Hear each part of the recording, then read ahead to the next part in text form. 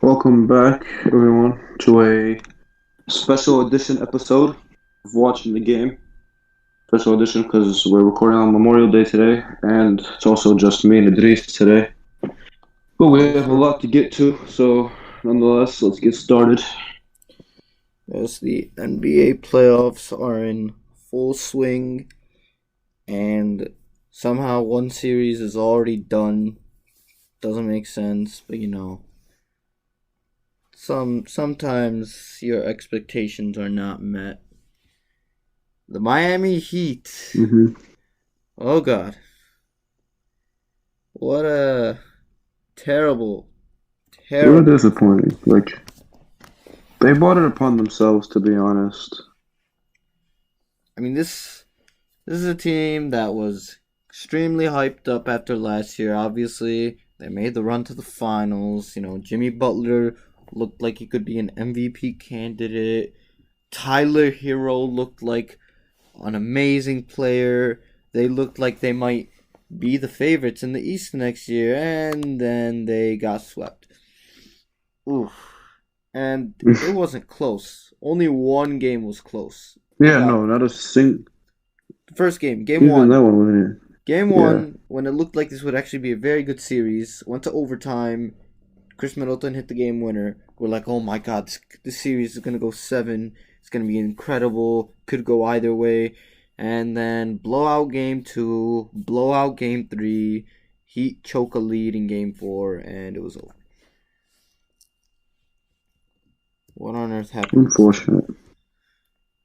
I don't know where they can go either to make their team better heading in towards next year.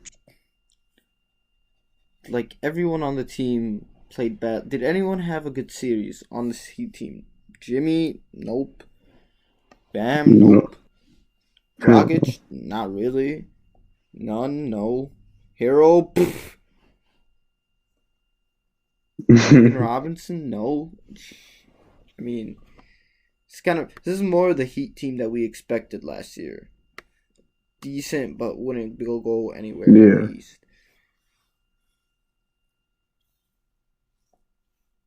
I think Drew Holiday made a huge difference for the Bucks.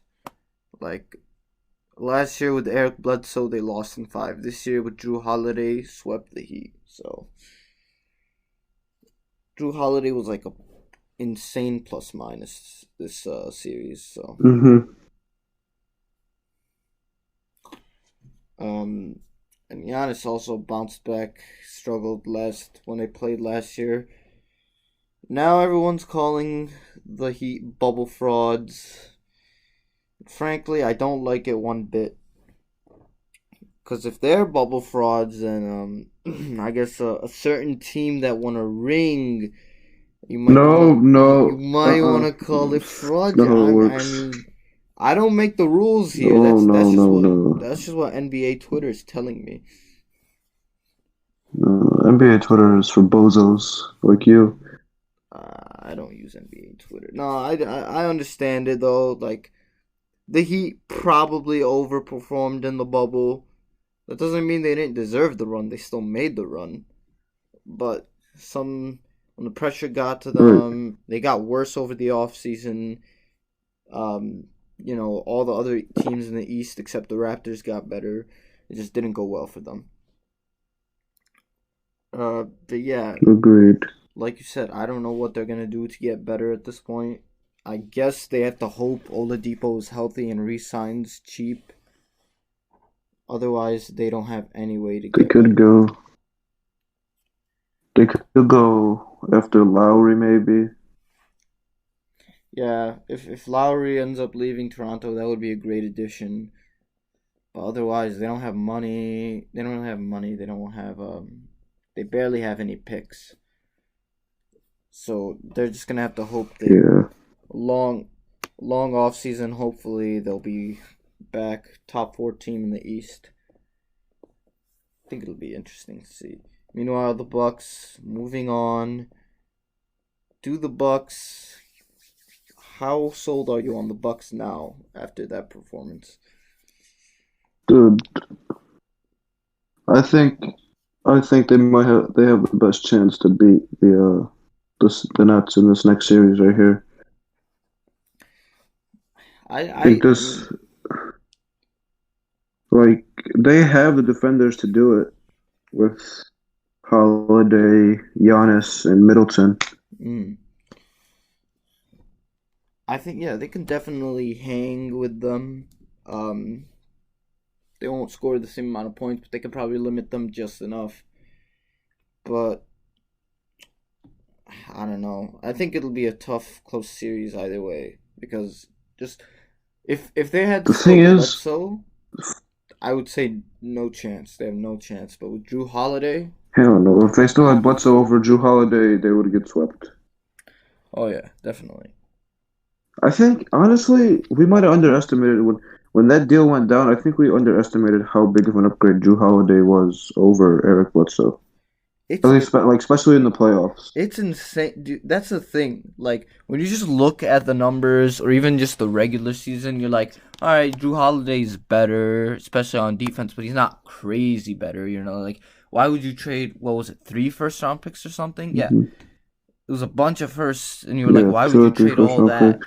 But then you look at how Bledsoe plays in the playoffs. You compare it to how Holiday plays in the playoffs. It's insane the difference. I mean, it's Hmm. like playoff NBA and regular season NBA are just so different. I don't think it's this different for any other sport. Maybe hockey, but Yeah, I even agree. that is like I mean I for don't watch example, it. look at the Knicks Hawks series, right? So right now the Hawks are up 3-1. They dominated the Knicks at both games in Atlanta, mostly because the Hawks seem to have a very good offensive identity. Like besides the fact that they're way more talented, but like they have a very good offensive system. Whereas sometimes the Knicks, it just looks like Tibbs is like, all right, Rose, Randall, ISO, just figure it out, and that works in the regular season. It Hmm. doesn't always work in the playoffs unless you have a top 10 player in the NBA.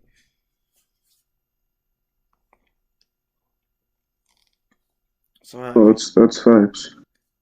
I I love what the Knicks did this year because obviously nobody thought they'd be this good. Everyone thought bottom five team. They ended up being the fourth seed in the East. They even swept the Hawks during the regular season, but now everyone for the Hawks is healthy, whereas the Knicks, Mitchell Robinson's hurt, Nerlens Noel's clearly playing hurt. I mean, I Bro, hope the Knicks honestly, come back, but even if even if the Knicks do end up losing in 5 or 6, I think in no way is this season like a failure. You know oh, what I mean? definitely not. No one thought they'd be this good. Everyone was like, "All right, let's look at the 2021 draft prospects, etc." Whatever. Like, even if got blown out in Game 5, it's like they got to the playoffs for the first time in 8 years. That's a huge accomplishment. I think personally, I think the most likely scenario is they lose in 6, but I'm still holding out a glimmer of hope they force a Game 7. Um, but if you look, Man, you know Atlanta. yeah, yeah, they haven't like. That's the thing. I think they could definitely win Game 5, but Game 6 they have not played well in Atlanta at all. And Trey Young, man, Yeah, so Trey Young, they have to. he's a bad man. He's playing He's incredible like, offensively.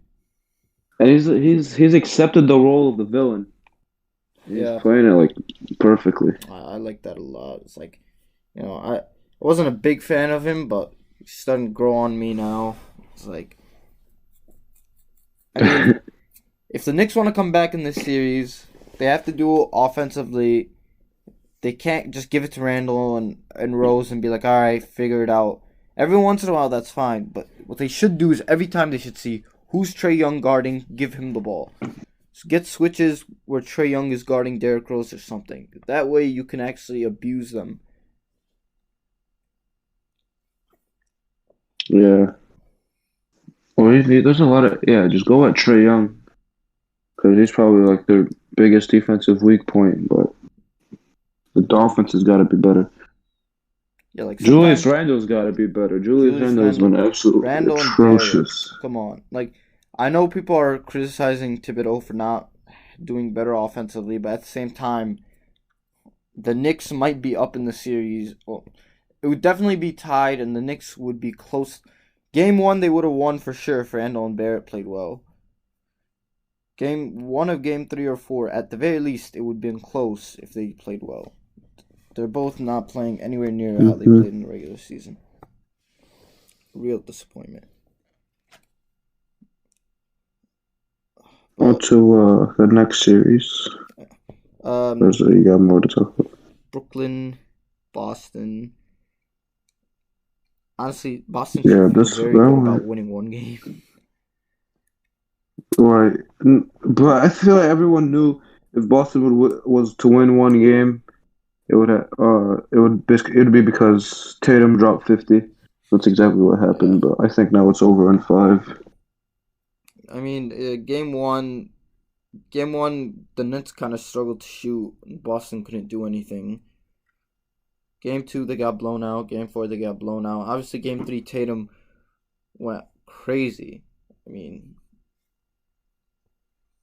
the way the game started, honestly, I wanted to turn it off because the Nets were up like 20-4 in 3 minutes.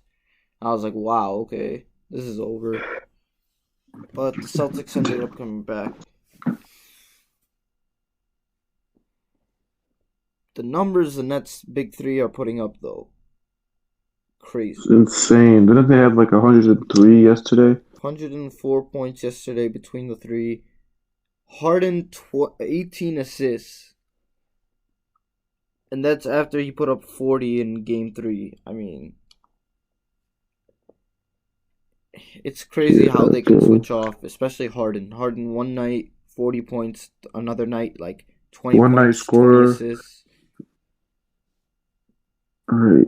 He can, it's actually insane. He's become what's it called? He's become the best distributor in the league right now. Yeah, just about. I mean, Celtics, obviously, without Jaylen Brown, they never really had a chance this playoffs. Though, one more game, they'll be put out of their misery. I feel bad. Kemba Walker's not playing that well. And then he missed. Kemba Walker didn't even play game 4. Yeah. He needs, if they want to be back next year, I wonder if they look at trading him. But he absolutely has to bounce back. He's not playing. I don't know who would trade for him. I don't even know who would trade for him considering his contract, the way he's been playing. That's the thing. I still think he's good, but this year was really rough for him.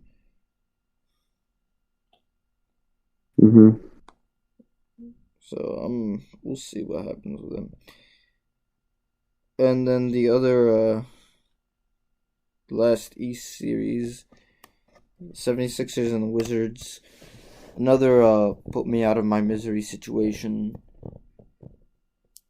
The poor Wizards, man.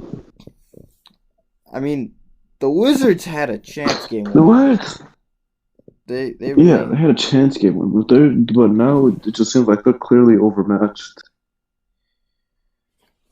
I mean, like game 1, that they were hanging with the 76ers the whole time, even when Tobias Harris scored 40?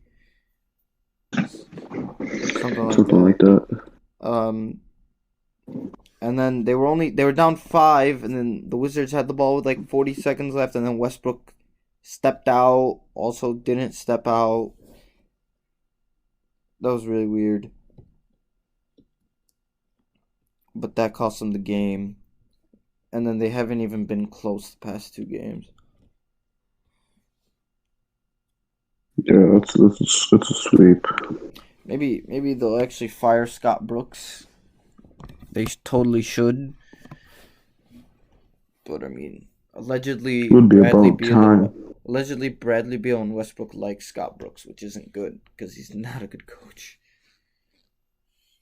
I gotta say though, the 76ers, they're looking very good. I think as good as the Bucks looked, I think right now the 76ers are still the biggest threat to the Nets in the East.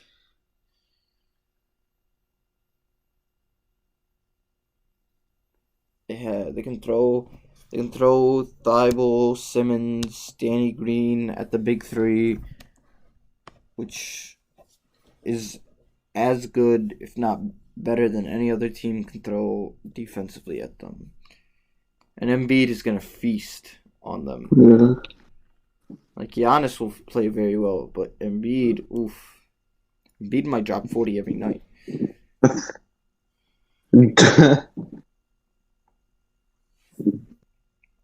Pretty much. Let's talk about the West series, starting with the 1-8. Utah is winning 2-1 against Memphis. You know, this would probably also be a sweep. Ja Morant showing out. If Donovan Mitchell played. Ja Morant, what do you have? 47 in game 2. Lifted them to the winning game 1. But he can't do it all on his own. I mean, Dylan Brooks played very well in game 1. But then he kind of sucked down the stretch in game 3. I don't know. I mean, Jazz to me are just too good. They only lost game 1 because Mitchell obviously wasn't playing, and they still only lost by 3. Bogdanovich turned into freaking Michael Jordan. Yeah. Late in that fourth quarter. In game 2, they put up almost 140 plus points. Even though that game was terribly officiated, I swear there was a foul on every end of the floor, every possession. But game 3... Game 3, the Jazz were right... No, not the Jazz. The Grizzlies were right there, and then Dylan Brooks had a bonehead play, decided to foul Donovan Mitchell on a three-pointer. Yeah. Which also was a 6th foul. Mitchell's getting him, like, he's done that to him at least 3 times in 2 games, where he sees him rushing over the screen, so he jumps up perfectly and gets him to run into him on a foul. It's like Brooks is just running out of control. He has to relax. Yeah. Just continue. He just, like, fouls so much. I mean, the Jazz... He's a great defender, but he takes himself out of the game all the time because of all the fouls. The Jazz just have too much firepower. I mean, best 3-point shooting team in the league versus the Grizzlies aren't really a good 3-point shooting team at all. I mean, I can see Ja's improving as a 3-point shooter as these playoffs go on, but he's still got a ways to go on that end. The Grizzlies aren't gonna extend it past 6, but I think they have a chance tonight. Just cause, like, in front of their fans, you know. I think Mike Conley had a really good game. Not revenge game. Like, come back into Memphis game. He had like 15 assists. Yeah. So I'm liking that. Jazz should be over with this in 5, I think. Next. They could take it to 6. Next, the Mavericks and the Clippers. oh God. Whoa, what a weird series. The Mavericks were down and out. Everyone, no, not the Mavericks. The Clippers were down and out. Everyone was like dancing on their grave, making fun of them, clowning them into oblivion, and then 2 games in Dallas happened. I mean, Unbelievable. Luka was incredible the first 3 games. Carried the team. What do you have? 35 plus in every single game. He was amazing. Game 4, hmm they said he was injured. He was playing hurt. Wasn't as good. Only had 19 points. Dallas only scored like 82, 80. They did not score a lot of points. It was not good. Yeah, you could tell because Luka playing hurt. Paul George and Kawhi Leonard have been playing very well, too. It's not. Like, the reason they were down 2-0 was not because of those two. It's because of Ty Lue and No, also because 100% it of wasn't. supporting cast. They were not helping at all. But they kind of woke up today. They played better. Dallas, the supporting cast, played extremely well the first 2 games. Not as well. Game 4. That's why they're kind of playing well. There's a real problem. There is something wrong with Porzingis. I mean, what is this Bro, guy he's doing? just a bum. At this point, that The trade man is is 7'3". that trade should be He's considered the 7'3". Tim Hardaway trade. He's 7'3" and he refuses to step paint. He refuses to step foot in the paint. Like, it's ridiculous. He hasn't had more than 5 rebounds in a game this series. Come on. He's only scored 20 once. Compazzo averages more rebounds than him. You know, Compazzo from the Nets, Yeah, it's pathetic. or I not from mean, the Nets, from the Nuggets. especially game 3. Game 3. 3 for 10, 9 points, 3 rebounds. I mean, the Mavericks were right in that game only because of Luka. If he plays just like his averages, they might have won that game, gone up 3-0, and it might be over. It's like, this is not the second star Luka was promised. Yeah. I'm severely disappointed. The Mavericks had a chance to basically end the series, and they couldn't. Now they've lost home court advantage.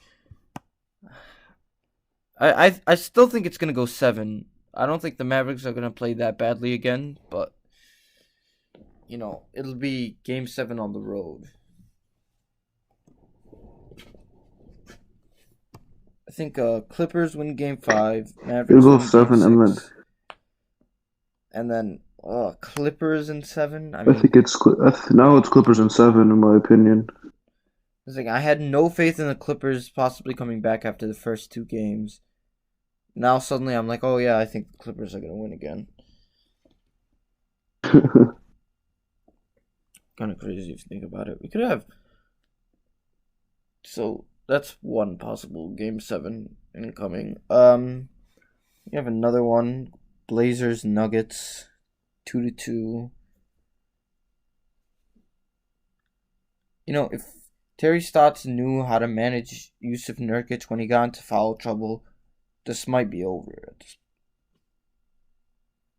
Because when Nurkic is in, No, man, it's no. this one's going 7, bro. The Nuggets and Clippers. I mean, the Nuggets and Portland they always go a long series. Bro, this is going 7. There's the thing though, in game 1 and game 4, right? Nurkic mostly stayed out of foul trouble, got to guard Jokic most of the time. He did very well on Jokic. Jokic, game 1 had 1 assist. Game 4 didn't shoot well at all. Portland blew them out both games. Games 2 and 3, he got fouled out with like 4.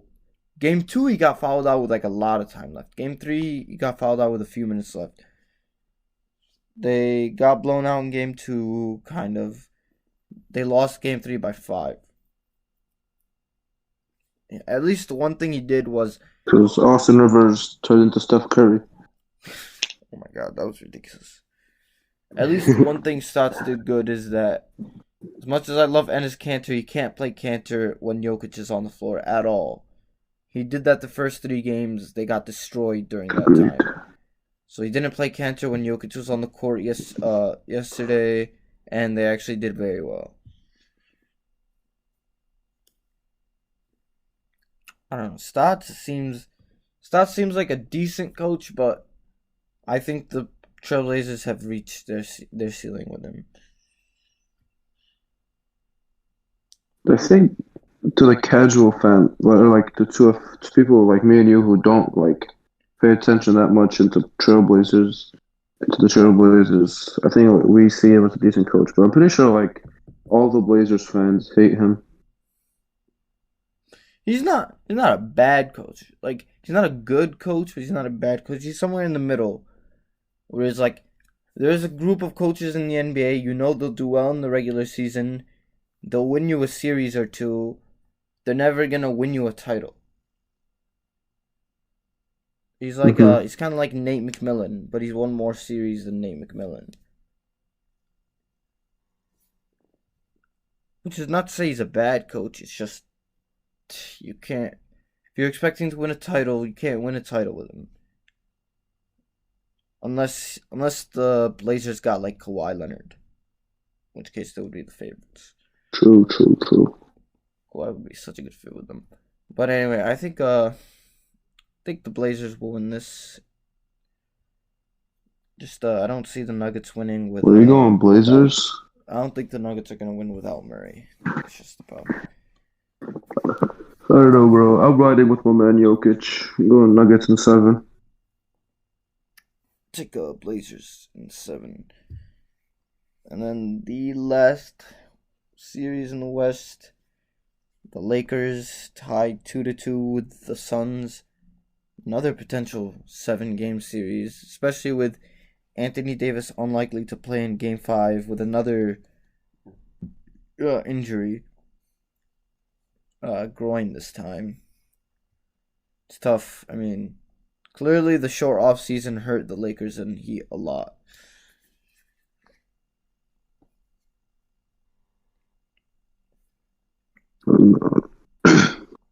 Honestly, very unfortunate. But if they want to end this soon, if they want to end this in home court, LeBron needs to go off in Game 5. Yeah. It's going to be a struggle, though, without AD. Suns did very well. Yes. Suns played great defense yesterday, and they played great defense in Game 1. But they kind of got exposed by LeBron in Games 2 and 3 when he made Crowder a baby. But actually, yesterday, Crowder played very well. So I don't know. I don't think the Suns will not win Game 6 in LA. They won't. So if they want to win, they need to win Game 5, especially with AD out. AD will probably come back Game 6. They'll win that, but the Suns will have home court advantage in Game 7. Plus, at that point, Chris Paul will be extra healed. He played great yesterday. He finally looked like he was back to himself. Yeah, he definitely looked better yesterday. I mean, like... What other series is there? Booker was great. Booker's finally showing out. Aiden has been very good, too. So I'm liking what I'm seeing from the Suns. But yeah, I don't know if they'll slay the beast, So I'd still slightly lean Lakers in 7. I don't know. I'm saying Lakers in 7 too, but I'm getting kind of nervous. Yeah, it'll be close. Well, and then the last series is the 4-5 in the West, right? What is it? Oh, Lakers, Clippers, Mavericks. We did that. Oh yeah, we already talked about. That was the last series, right? Yeah. Oh yeah, that is the last series. All right, well, that's about it for this episode. What do you think? We will be back with you guys after the first round to recap. Signing off. See ya. Boom. Done.